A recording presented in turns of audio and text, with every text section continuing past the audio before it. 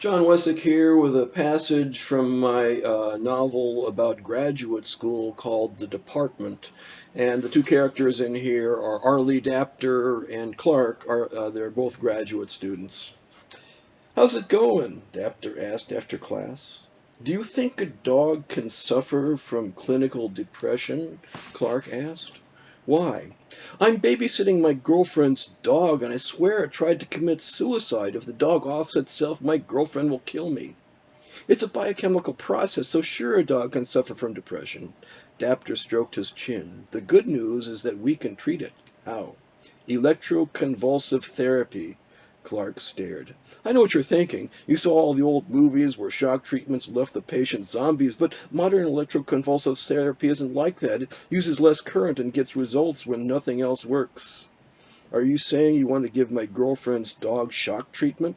"Piece of cake. We run wall power through a big enough resistor to knock the current down to a few milliamps and pass it through the dog's head via electrodes. Beats 20 years of psychotherapy. What could go wrong?" "What about the side effects?"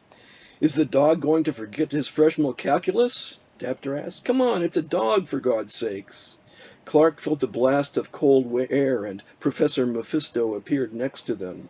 "Wrong! To do electroconvulsive therapy properly, you need to pass a current of 8/10 of an amp through the patient's brain for a few seconds. Internal resistance for a human is between 300 and 1,000 ohms. If you screw electrodes into the dog's skull, you can bypass the larger skin resistance. Assuming your dog's head has the lower value, your home's 240-volt outlet should about do it." "That would totally work, thanks." Dapter turned toward the professor, but Mephisto was gone. Dapter procured some parts from the undergraduate lab and met Clark at Holly's house. The washing machine had a 240-volt outlet, so they made Charlie lie on the tile floor in the windowless laundry room. It was simple to wire a circuit through Charlie's head. Since Holly would no doubt object to electrodes screwed into her dog's skull, Clark simply smeared Charlie's temples with KY jelly and duct taped the leads to his scalp.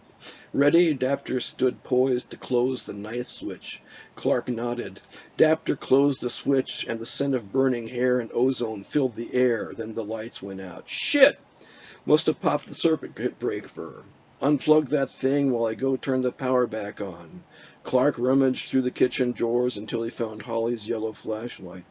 He turned it on, and the bulb gave off a faint glow. Now where was the breaker box? He found it in the garage and turned the power back on. When he returned to the laundry room, Charlie lay twitching in a puddle of his own urine, and his bowels had let go. "Well, looks like my work here is done." Dapter removed the electrodes and coiled the wires. "Better get this equipment back to the lab. Let me know how it turns out." "Thanks for helping, asshole," Clark muttered under his breath as Dapter walked away.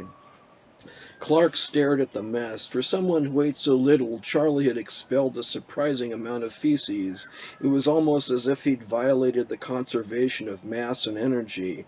How would Clark ever clean it up? He had to get the dog out of there. Clark grabbed Charlie by the paws, dragged him out of the puddle of urine, and used a towel to haul him into the backyard and hose him off.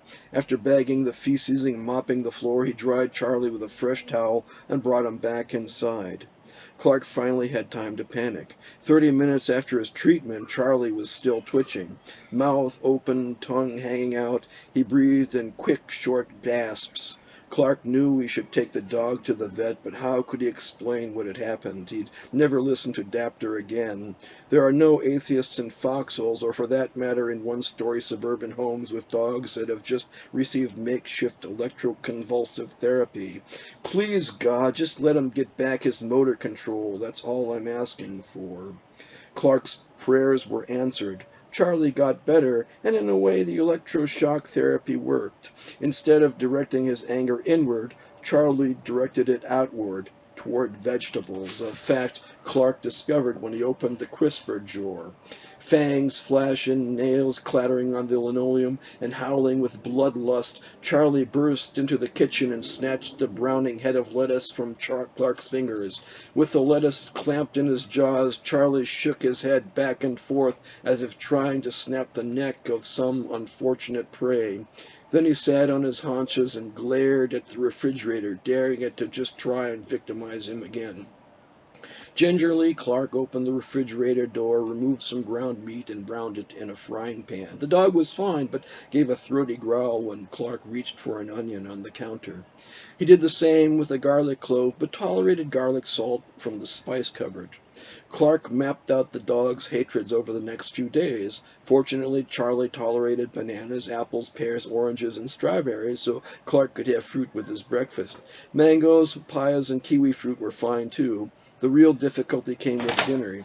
Broccoli, cabbage, corn, both on the cob and kernels, Brussels sprouts, peas, kohlrabi, and parsley, whether raw, steamed, baked, or stir-fried, sent Charlie into a rage. This was tolerable for Clark, but would prove inconvenient for Holly, who often spoke of becoming a vegan. The only bright spot was that Charlie proved smarter than the Indiana legislature by refusing to attack tomatoes.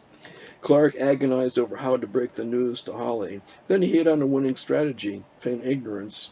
When she arrived, red-eyed and hair uncombed after a long flight home, he met her at the door.